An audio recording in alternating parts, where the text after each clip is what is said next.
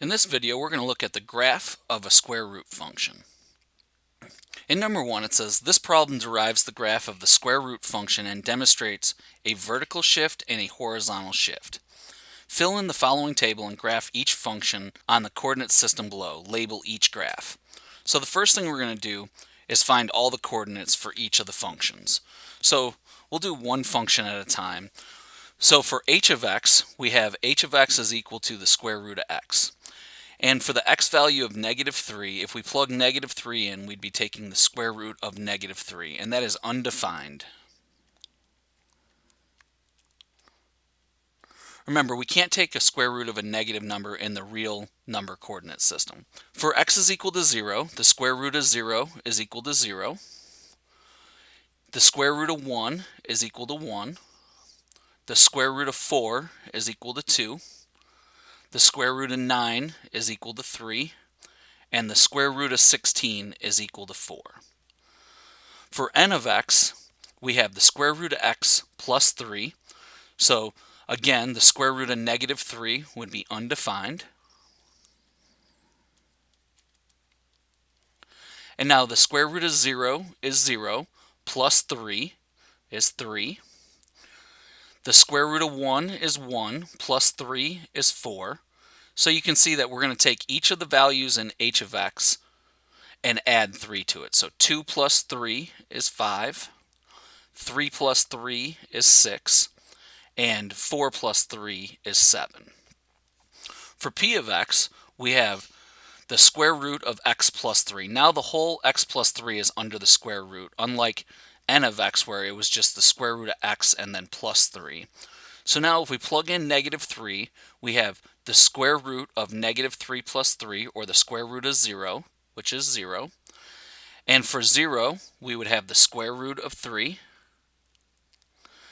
If we plug 1 in, we have 1 plus 3 is 4, and the square root of 4 is 2. If we plug 4 in, we're left with the square root of 7. If we plug 9 in, we have 9 plus 3, which is 12, so we have the square root of 12. If we plug 16 in, we have 16 plus 3, or the square root of 19. And now to graph these, we're going to plot each point for each function. And now we can see below all three of the graphs. And I got each of these functions by plotting the points that we found and drawing the line through them. And now let's take a look at the follow-up questions. In A, it says, how is the graph of n of x equal to the square root of x plus 3 related to the graph of h of x is equal to the square root of x? And we could say that n of x is h of x shifted vertically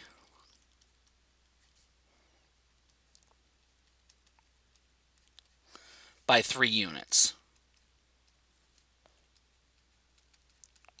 So here, from h of x, each output is exactly 3 units up in n of x. And if we look at the outputs again, we can see that every value in n of x is 3 units more than h of x.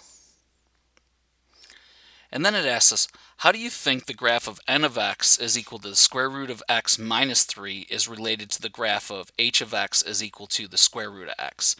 And we could say in this question that n of x is h of x shifted vertically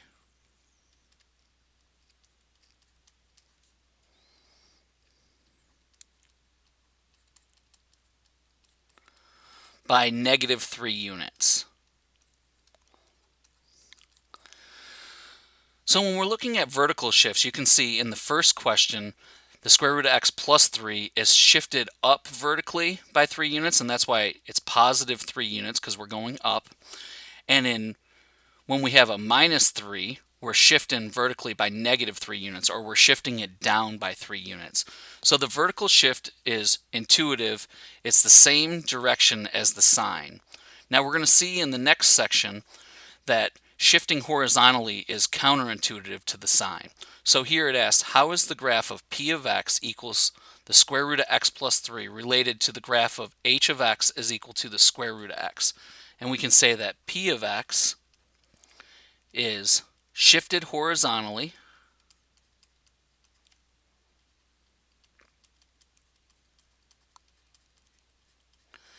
left by 3 units.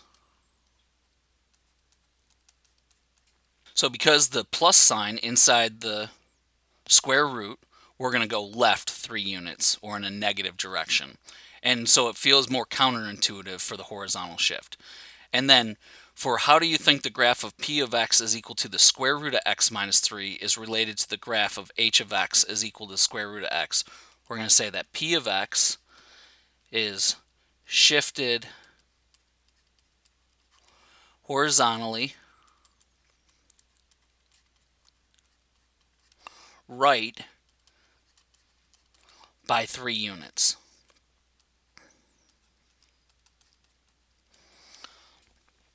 And that's all for this video on the graph of a square root function.